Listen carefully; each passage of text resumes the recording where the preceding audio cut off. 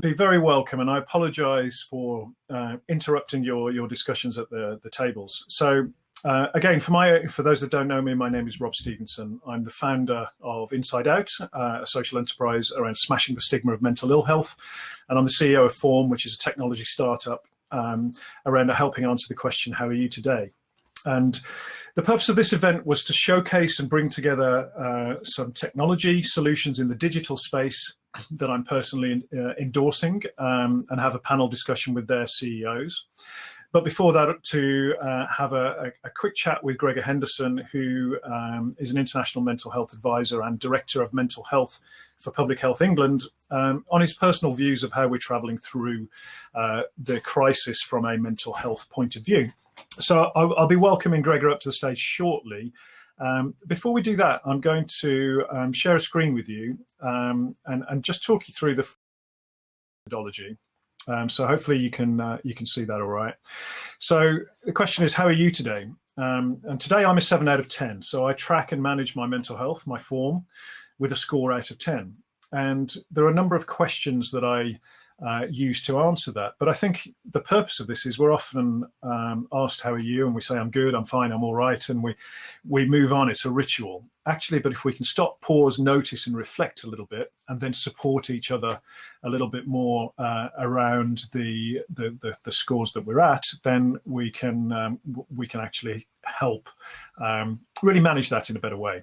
So this is how I come to the score of 7 out of 10. I feel pretty motivated. I've got decent energy levels. I'm actually on day 11 of corona symptoms myself, but my energy is coming back. Tasks and decisions feel straightforward, and for me, last night I slept well, the night before less so because of the breathing problems. Exercise hasn't been as good as it usually is for me. Diet's been good. I feel really purposeful. I feel really good about trying to help people right now. Actually feel pretty connected to my friends and family, even though friends and contacts are remote. Haley, the mic or camera, you won't be able to see yours now. No one can see you. I'm in presentation mode, so don't worry. And then stress, I'm balancing well with moments of recovery, and I'm pretty relaxed about my financial position, although I know many aren't. And that's the scale that I use. So I'm a 7 out of 10, good form today. Many of us might be a 4 or a 5 or a 6, and that's absolutely fine if we're on those lower end of the scales. If we're 1, 2, or 3, we need to be thinking about seeking some external help. So I'm going to ask you, how are you today? And what I'm going to do is just share a different screen with you. And we're going to do a really innovative live form score poll. Get an anonymous sense check of where we are. So basically, if you could open up your cameras and place them over that QR code, I'm doing that now. Open up the poll that it's saying, and that'll give you a scale that looks a little bit like that. And just select how you feel you are today. So I'm going to put my 7 in, and that will then update. So it's a really nice tool to just get a sense check of where we are. Lots of 67s, the odd 5, 42 people posting in. So really good to see that. So this tool can be used in your check-ins. I've seen people use it in their family units. We're building this into a technology solution, a mobile application that will enable people to connect around their score and support others in their context. So what I'm going to do now is invite Gregor up to the stage, and I'm going to have a brief chat with Gregor about his perspectives on how we're traveling. So bear with me a second. Right, Gregor, I'm just calling you up to the stage. And I had a great conversation with Gregor a good few weeks ago at the start of the crisis on this. And Gregor, be very welcome. Good to see you again. Hi, nice to be back. So you could see the form scores okay, could you? Yeah, it was good. There were a couple of 5s, 6s, 8s, a 9, and lots of 7s. So the average was 7. Yeah, good. And that's what we'd sort of expect to see. And how are you today? What's your score? Yeah, seven. Yeah, good. Seven. Good. Well, it's probably good to see you're a seven. It's been a phenomenally busy few weeks for you. How has it been over the last few weeks, Graham? Yeah, no, it's been, it's now beginning to settle into a pattern. I think the first, certainly end of February and the whole of March were pretty crazy. We were just running and, all in savior mode and getting, trying to do as much as we could. And then, the danger signs started setting in, a little bit of frustrations around things. And I think it was good that the Easter break came when it did. And I think I'm certainly settling now in for a marathon, not a sprint, and we're checking in with the team, not daily, twice a week. And I think things are getting better, and it's it's getting easier to coordinate things, because at the beginning, all the different moving parts of government and PHE and things. So I think we're getting there. Yeah, and I guess we're seeing a pace of change that we're not used to seeing, aren't we? Particularly in government, I'd imagine. Well, yeah, I mean, government is generally quite good at responding to emergencies, and they've got procedures in place to wrap everything into things. But a lot of the preparations that could have been done a few years ago might not have been as we would have ideally liked them. And also maybe some political decisions taken, maybe not at the speed that we would have liked them to be taken, but we are where we are, and certain things are more challenging than others. But with the efforts across government and with different parts of civic society, it's interesting. I can only talk about what I hear and see on a national picture, but I do hear some local areas really doing very, very well, and others struggling a little bit. The most important thing is to see what's happening, and for everybody in any extent of control of their staff or their local areas, they're the ones that, you can judge it nationally, but I think what's most important is in our workplaces and locally. Yeah, and kind of on that point, or elaborating on that point, really. So, from your perspective, how do you think we're travelling through the crisis from a mental health point of view? Yeah, I'm going to switch to, just so I can look at some of my notes. I mean, I think, the interesting thing is half the world is now in lockdown measures of some sort or another. Most of us are not Sweden. Livelihoods obviously at threat. Public, personal, and working life have all changed. More isolation, more separation, more insecurity over income, childcare, schooling, education. We have health fears and a significant impact on frontline staff and key workers. And the last time we talked about adhering, adapting, and new ways of acting to what we are responding to. And this is now going to go on, as I said earlier, much longer than people imagined. And measures will obviously be in place now for a while, perhaps certainly till the end of the year. But things, in terms of how we're traveling, things change weekly and certainly every 3 weekly. So from a mental health point of view, if you look at it with that lens, we've got many, many more potential distressors, the things that are putting our mental health at risk. Yes, we have. Do we know if this is a problem or a crisis? Well, we don't know that yet. We don't have the data or the evidence, and therefore the tracking and surveying of what's actually happening out in the community and workplaces is absolutely essential. But we can assume that the most vulnerable are going to be the most affected, and some people who may not have been struggling may be finding things increasingly difficult, particularly on the basics like finance and safety and security. So we do know two things: the most vulnerable are most at risk, and we also know what helps most at this time: financial security, access to the basics, food, shelter, open spaces, and connections. And as you were saying earlier, even virtual connections. But also, I think for some, there have been benefits. More time at home, more time with family and loved ones, pace of life for some people slowing down, people having time to reflect and connect. So it's not all necessarily going to be psychosocially problematic. But I think we also know what we need to do. We need to get a handle on what's happening better to people in communities, workplaces, and employees. And we also mustn't forget that not all mental health and health issues that will be arising and are arising are because of COVID. And I think we are learning that from the NHS and social care, that whilst a massive, quite rightly, effort has gone on into COVID, there may be some people with pre-existing conditions that we are not giving the time and attention to. So I would say that is something that obviously people have been aware of, But it's back to that thing. We're through a massive period of change. We're adapting, we're adjusting, and our fears and anxieties and worries are a normal part of that process. So it's very important not to overstress or over-egg how the psychosocial damages might be, but we've got to get a handle on it, and we have to prepare for the next stages of recovery. Yeah, absolutely. And then looking at how that translates into the workplace and for employers, and our audience today will be leaders from workplaces and people interested in well-being in the workplace. What would you say good practice looks like in the workplace right now?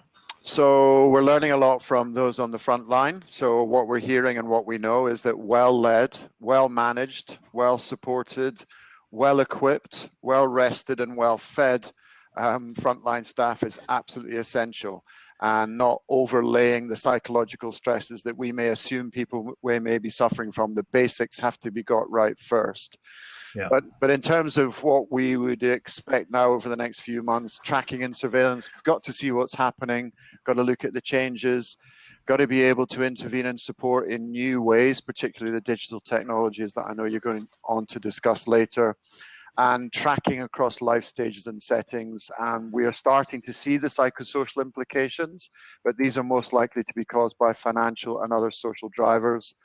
So to help, we need to keep building on the foundations and principles of good mental health. So for employers and employees, managing stress and distressing situations, keeping connected, taking exercise, sleeping well, eating well, doing meaningful activity or finding purpose and meaning. So volunteering, reflecting and learning, and being mindful.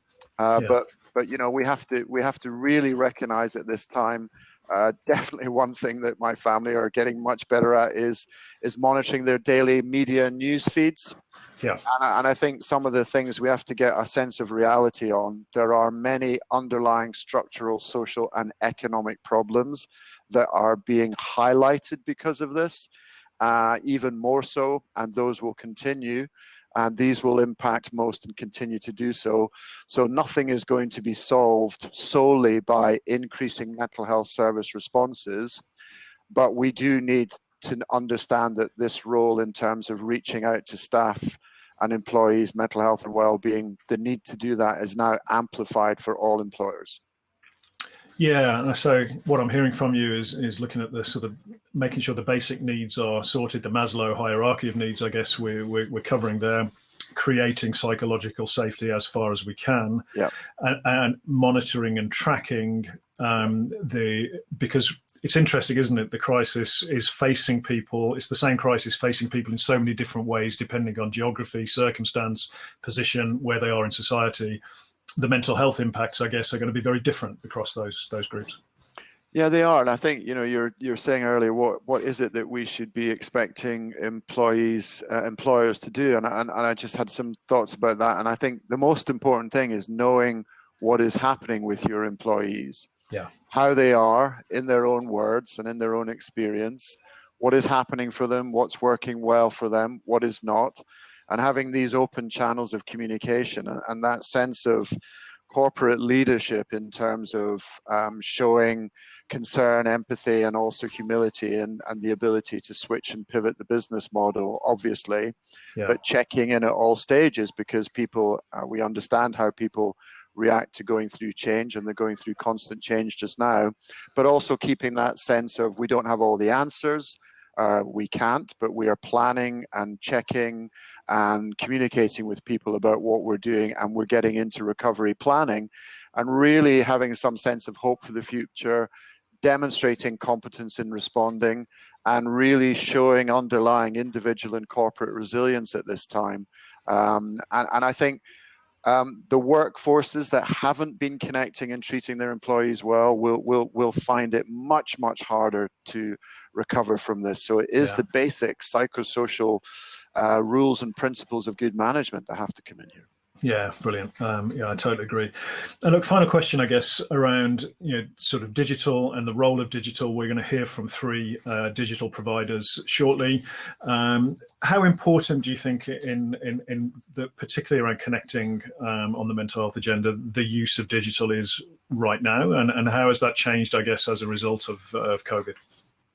Well, it's phenomenal, and I think the response by the tech industry, startups, and all of those working in health and well-being applications has been absolutely phenomenal.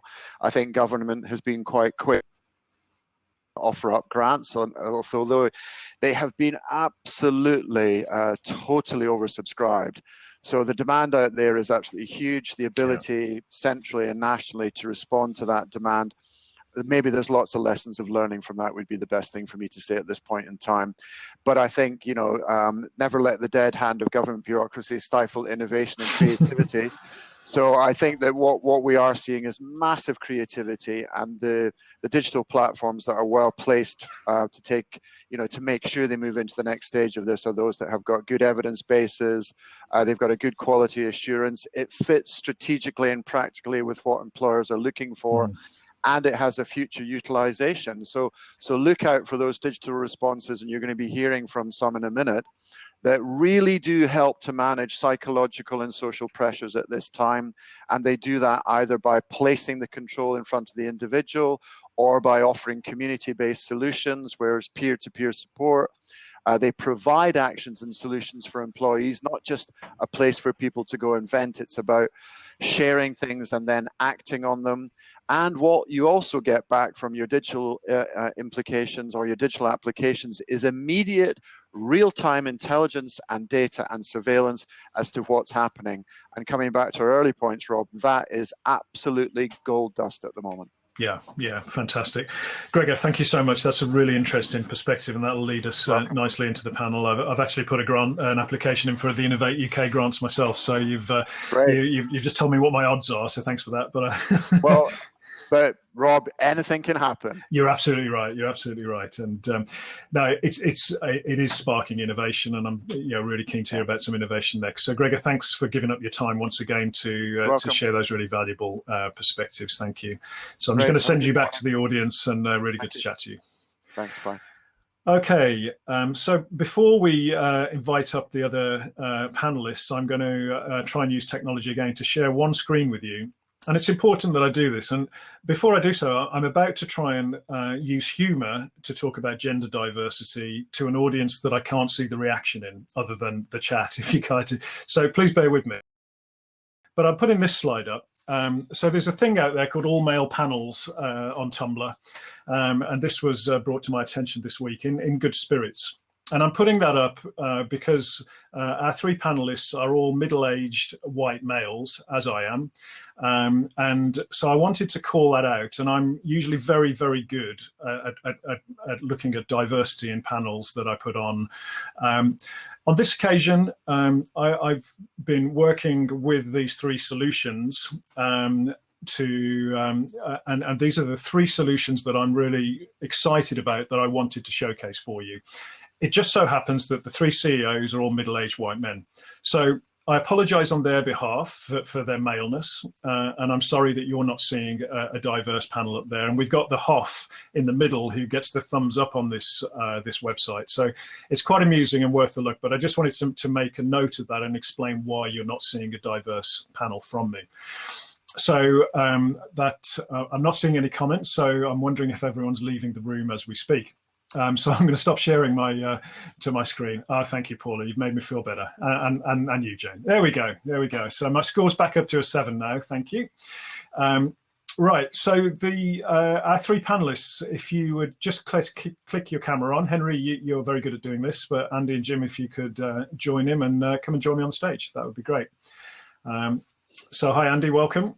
Thank you. Hi, Jim, and hi, Henry. So really good to have you on the stage, and great to see you. Yeah, as I mentioned there, I'm really excited about the the range of solutions that you offer. So thanks for spending the time to come and share a conversation with us. Very briefly, before we get into the discussion, could you just very quickly say who you are, kind of where you work from, and briefly what your background is? Andy, if I could start with you. Yeah, perfect. I'm Andy Bibby. I'm the CEO of 87%. We're actually based in a small office in London. Of course, we're now working from home.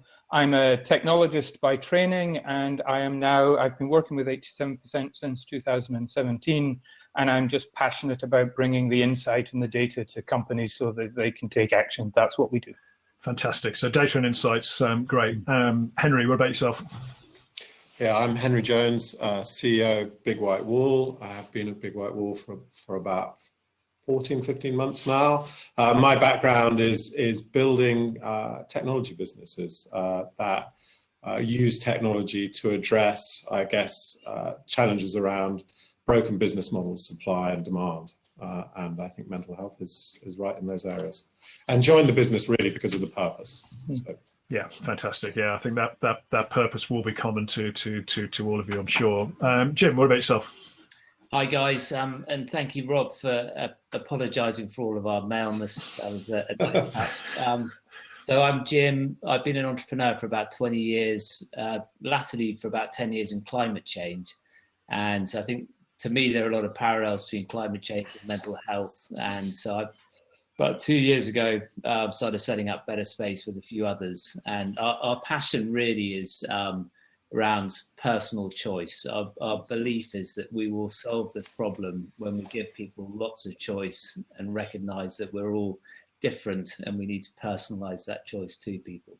Yeah, great. Thank you. And thanks, Albin, for so succinct in the introduction. I'd just like you all to summarize as well, just so everybody's clear, the problem that you're trying to solve as a business. I think Gregor hit the nail on the head, really. So the problem we're trying to solve is really organizations need insight if they're going to take good action. And so we do that by providing first individuals insight, and then are able to coach and help them take action. And then we aggregate that up and we give the organization that insight so that they can then take action. Everybody is working together for the benefit of the individual. So it's insight to action. We also are able to customize. That means that organizations can get their own content on there. That means that organizations and people will really engage. So it's insight to action and then customization driving engagement. Those are the two things that we solve. Brilliant, great.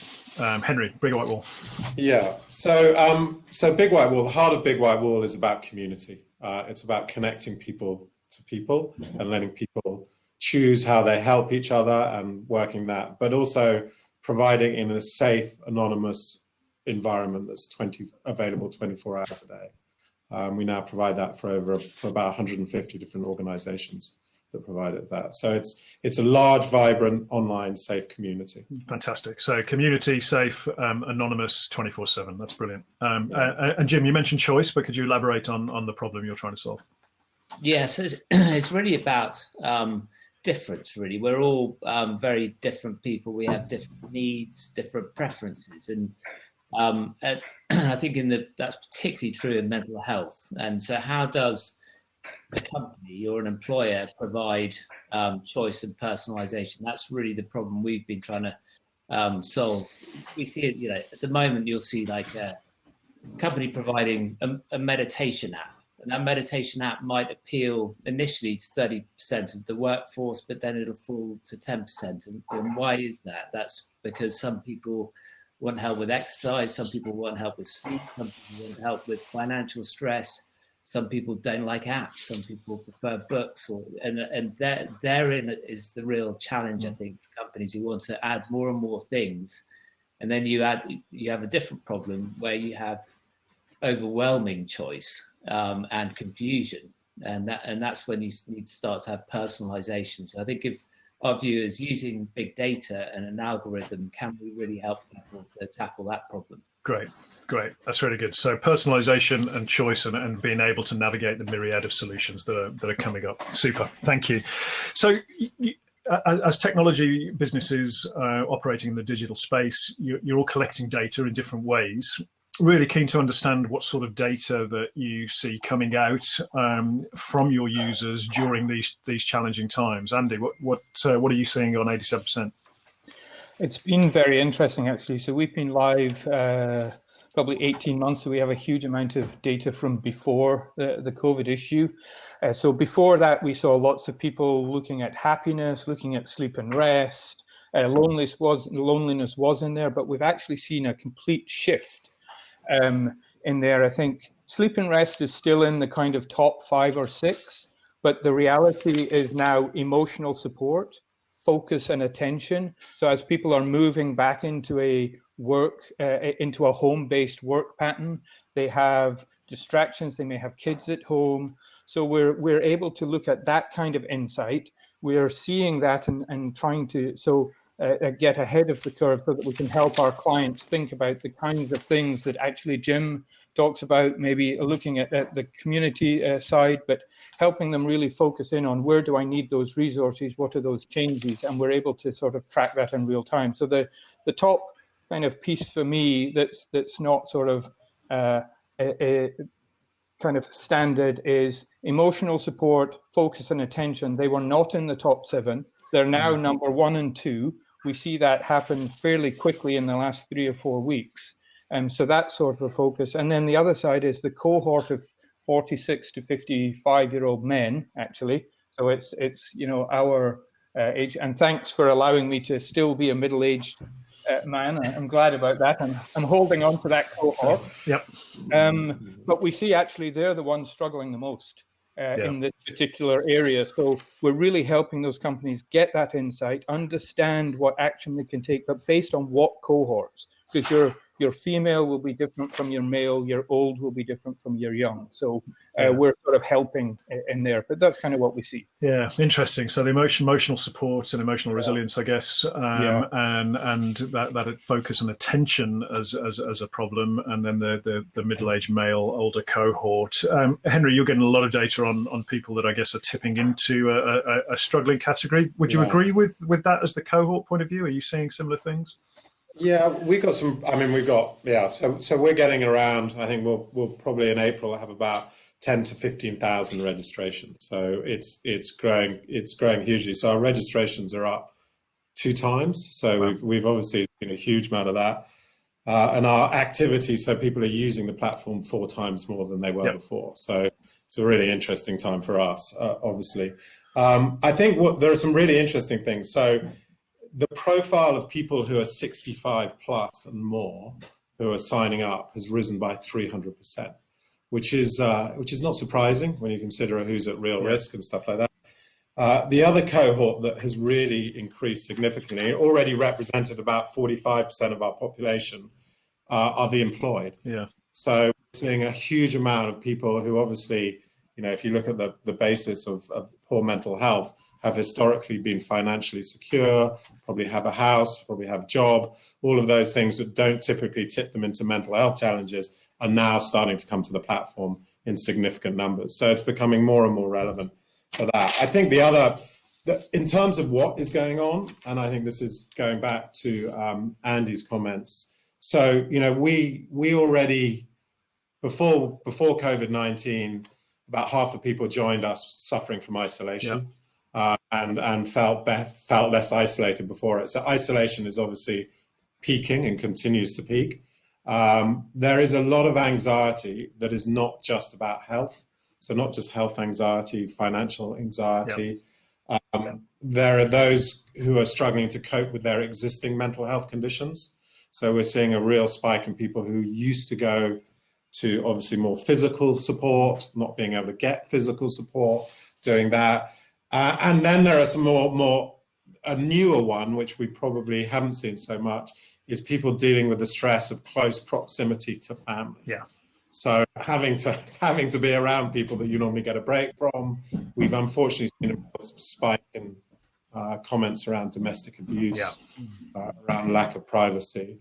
And I think, one of the things that we are seeing and we are making sure we are equipped for is an increase in escalations where we have to escalate people to emergency services because of a health issue. So, we have a process to do that. And it's only, it's out of the 10,000 people or 30,000 people on the site a month, it's about 30 or 40, but we are seeing a spike in the need to escalate people. Yeah, which is not surprising, but it's obviously still concerning as a realization of what's going on. And I guess no surprise on the 65 plus cohort, given the at risk, but I think also we might be seeing that cohort experience sort of mental health challenges that they may not have before because of the complete isolation and the increased anxiety. So it must be fascinating what's coming out. Jim, if I can come to you, I know BetterSpace tend to look at supporting the cohort of prevention and promotion of positive mental well-being. But what are you seeing in some of the survey data that you're collecting? Yeah, so I think it's a good point. So we typically have like 89% engagement rates with our employees. So we have a really broad spectrum, many of whom very well, and we kind of look at it really more in the what's happening to behaviour. And I think what we're seeing is probably the biggest behavioural shift we will likely ever see in our lifetimes. So we're seeing that through our existing platforms where huge shift in behavior from people exercising near their offices, doing lots of things near their offices, to suddenly having to find a whole new bunch of replacement behaviors they're doing at home. And we've also got a survey running, which is giving us really good data on how things are changing. So we're seeing something that won't surprise anyone. 68% are using video conferencing to improve their well-being. 63% checking in with friends and family more than usual. 52% doing home exercise classes they weren't doing before. So basically, it all adds up to a massive adaptation challenge. And as in always in these moments, they're slightly Darwinian. And people who are good at adaptation will find these new behaviors quickly. They're well plugged in. They've got accessing different information sources. I think for us, we don't want this to be a zero-sum game. And our view is that if you can help everyone to adapt and find these new behaviors, it doesn't have to be a zero-sum game. So a lot of what we've been doing the last few weeks is adapting our platform so it becomes free to use for an individual user, which is a new thing for us. Rebuilding the whole directory around home working, focusing on all the free stuff. So for people who can't normally access things, it becomes very accessible. And how can we help everyone make that adaptation to this different world that we're heading into? Yeah, and I had one other question that I know came out of one of the discussions we had around the percentage of people that are actually feel their mental health has improved as a result of COVID versus that it's worsened. And I'm really interested in, because Gregor alluded to it as well. What sort of numbers have we got a view on that? I know, Jim, you've collected some data on that. Yeah, I think it's such an important point, actually, and Gregor made it well.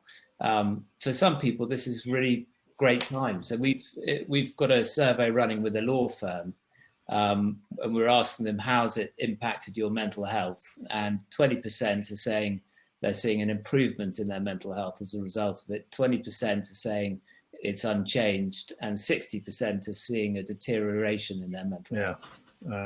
And Andy, have you seen any of that on the positive in terms of what people have been reporting? Yeah, we definitely see some of the more positive things around about that exercise and physical activity. Actually, people seem to be exercising more and taking a little bit more care of themselves. We've certainly seen that coming out in the data that we see. There are actually we see similar numbers to those that Jim was talking about, but there are certain cohorts of people that are coping slightly better. I think if you don't have childcare needs, so we have cohorts of parents, but if you're outside of that, We see that those individuals, they're getting a little bit more time. If you're in and around London, you're probably getting an hour, 2 hours back into your day from a commute point of view, and people are understanding and utilizing that time. So that's some of the data that we're seeing. Yeah, good stuff. And Henry, looking at as people adapt to the changing world, I guess both now and when we return more to a physical way of working, what do you feel people are going to need from a support perspective on mental health and well-being? So there's this phrase that, because we're working across, it's actually something that they're talking about in Canada. We're doing a lot of work in Canada, and one of the phrases is the terms that we're hearing is about the so we're in a crisis now, and even potentially bigger crisis around mental health and the distress and the fallout that this causes. So I think you talked about it. I think Gregor talked about it. This is, we're in for a marathon now. So I think I was talking to someone saying the mental health took about 2-3 years after the financial crisis, and it's going to be a lot worse now. So I'm sure what sort of getting back to normal is, because I think we're going to feel the tail of this for a very long time.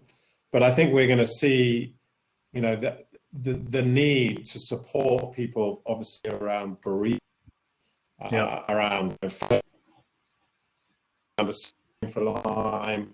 I'm sure there'll be more remote. We heard yesterday, we'll probably get a year, some form or another. Henry, we've just sorry to interrupt you. We've just lost your connection a little bit, so I'm definitely going to come back and pick up with you. We'll see if your broadband has a rebound. But what about you, Jim? What do you think in terms of the support people are going to require as we transition? What are you seeing? I think it'll be perhaps even more personalised than it's been before. I think it throws up a whole new spectrum of need, and I think it depends what groups you're in. So people who have elderly parents, I think, are very concerned about them. They will be in lockdown for a long time. So how do they help their parents? How do you deal with kids who are homeschooling when you're returning to work? So I think it's going to be even more difficult for an HR director in a large company to provide a full spectrum of support. But I think what will be exciting in all of this is there will be a huge profusion of new support resources coming onto the market, and we're already seeing that. Whether it's new ways of socially connecting. Like DJing, DJing from the kitchen, Rob, like you do. I was watching a friend of mine DJ on Friday night, and it was absolutely brilliant. 2 hours, he was in his kitchen with his family, 100 people watching, and it felt brilliant at the end of it. So it's so efficient that there will be just so many new things coming out that we're going to have to learn to be really good at finding them, and companies are going to have to get good at supplying them. Absolutely. Andy, what about you? What's your perspective on that support going forward? I think Gregor was exactly right. We're going to see cycles. We've already seen cycles, and so the different people within your organization will need support at different time, and that's really where the insight comes in, because you need to keep reasonably on top. He also talked about, that real-time surveillance is gold dust. So that kind of insight to action, that's where we're looking to see. We see this as a long-term thing. It's about getting that real-time insight into your business so that you can really think about the actions that you need for every single individual.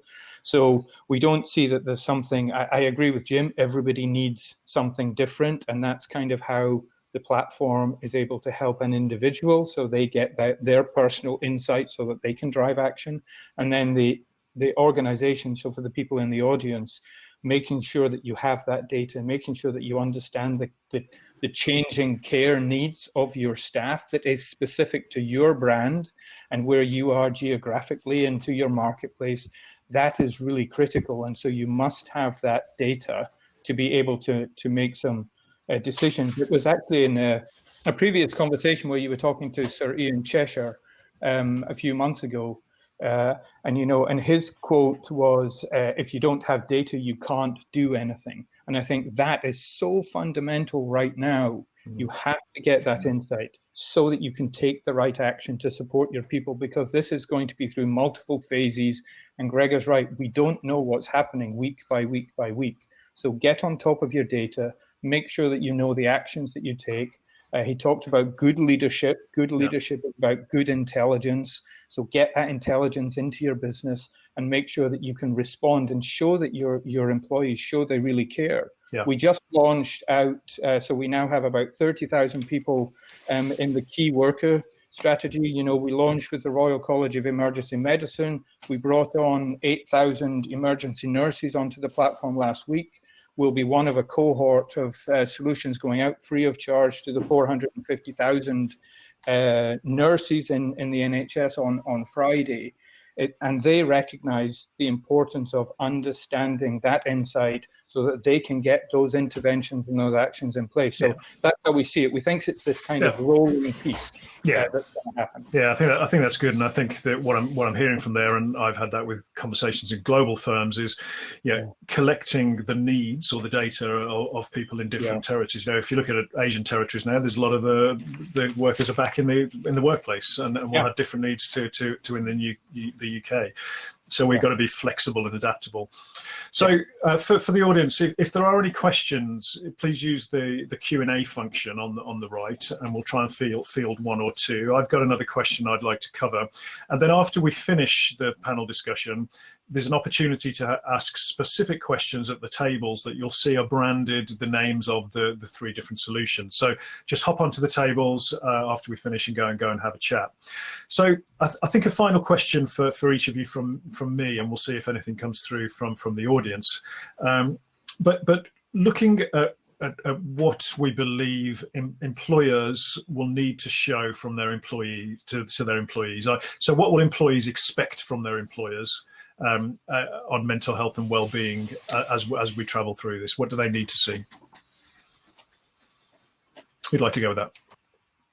Let me start.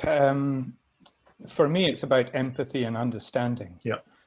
Because every individual is now in a very unique situation. Some have kids, some don't. Some are isolating, some don't. Some have gone through the illness. So everybody's an individual. And so empathy and understanding is going to be key.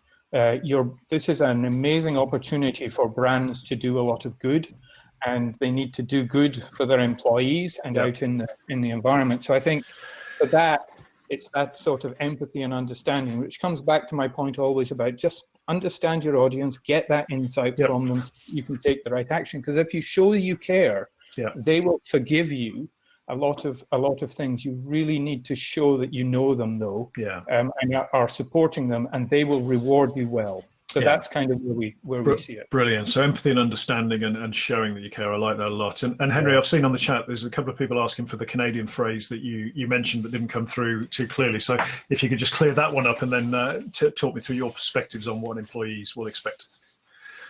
Yeah. So the phrase is called an echo crisis. So it's this idea that actually we have the crisis now and we're going to feel the shockwaves of this for a long time afterwards. And I think, people talk about going back to normal, the implications of that crisis, and repeating what Jim and Andy said, really not expecting it to go back to normal, and being able to understand what people want and need in this evolving world is going to be really important. And you're going to see bereavement and survivor's guilt and stuff like that, which is just, there's a lot of things that are going to come out. So in terms of what employees want, I think it's also what employees will need.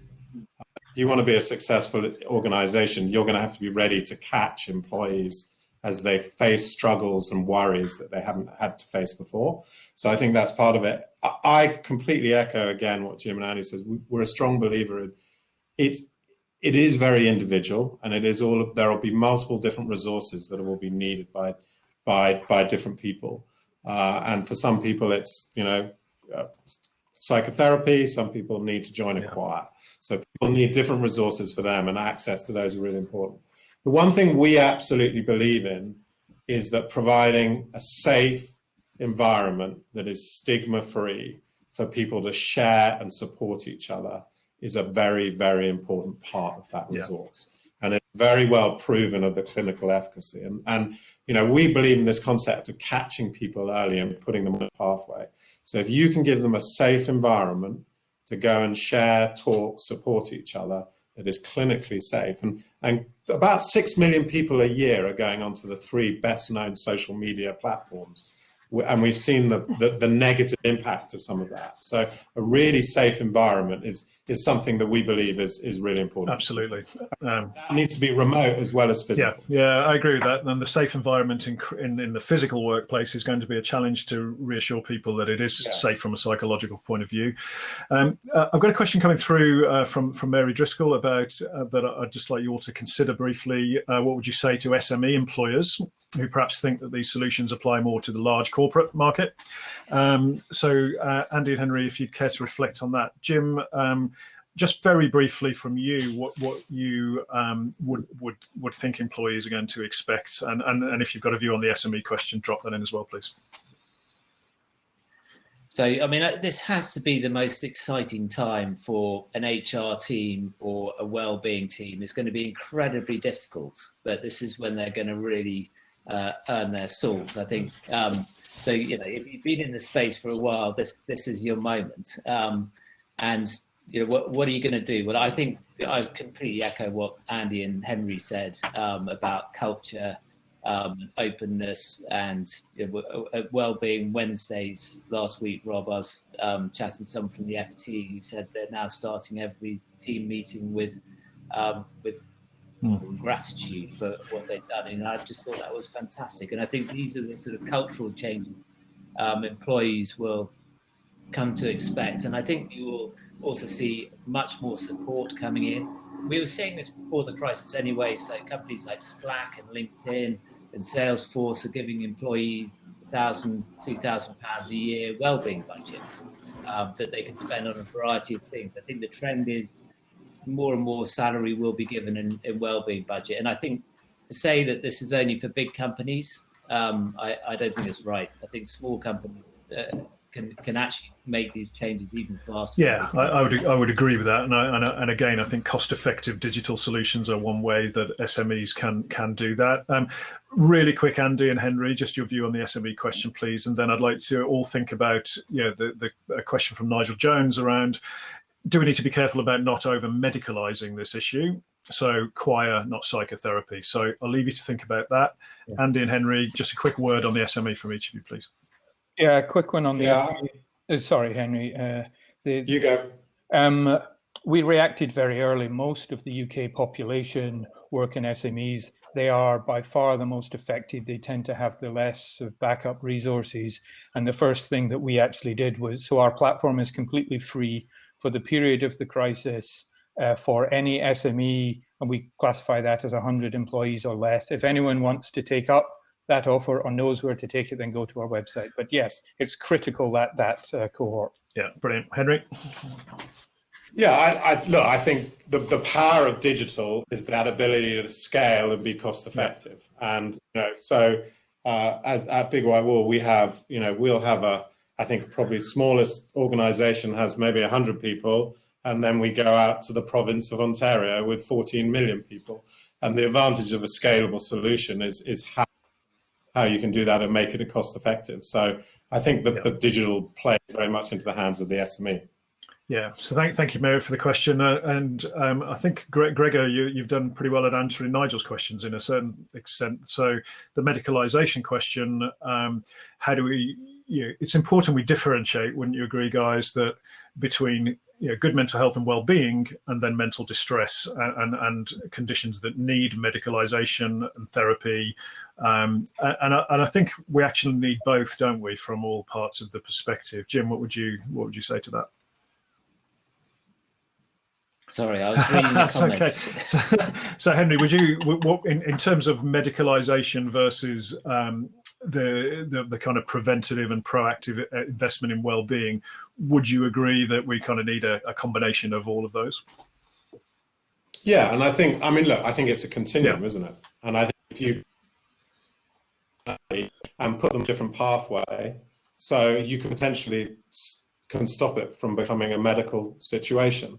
And Yeah. if you look at the stepped care mental health model, it's exactly about that. It's about you go from trying to keep people fit and well, you go to trying to prevent them from getting not well, and then if they start to get not well, it's about putting in the right medical resources to make sure you can get them or try to get them better again. Yeah, fantastic. So look, I want everyone to have some good time to interact with your teams at the table. So I'm going to sum up a little bit, but thank you guys for joining us. So if you just care to click your cameras off and go back to the group, but thank you very much. That was a great discussion. So I think we've heard a lot there about kind of the use of data, of collecting data, of being able to personalize with different parts of our employee base, with the use of digital solutions to really reach into SMEs, and the interesting stuff that's coming out in terms of different cohorts, different age groups that we need to be thinking about. So my message is we need to be doing something. We need to be sending a strong message of empathetic leadership, and we need to be trying to cater for a rapidly evolving and changing situation that's affecting a lot of people very differently. Big challenge, great opportunity. So before we go back to the tables, I'd like to talk very briefly about something that myself and Chris Cummings are putting on. It's called G24. It's the world's first global 24-hour mental health summit. On the 18th of May, the start of Mental Health Awareness Week, we've got a world-class set of speakers, and we're pricing the tickets reasonably cost-effectively to make sure as many people can attend as possible. So come and have a look at G24 on the table in the top left. Our website is g24.world, and it would be great to see some attendance from this group there. So from me, I wanted to say thank you for your time. Please do go and visit the guys at the tables if you've got the time and ask questions about their specific solutions. Thank you very much and stay well.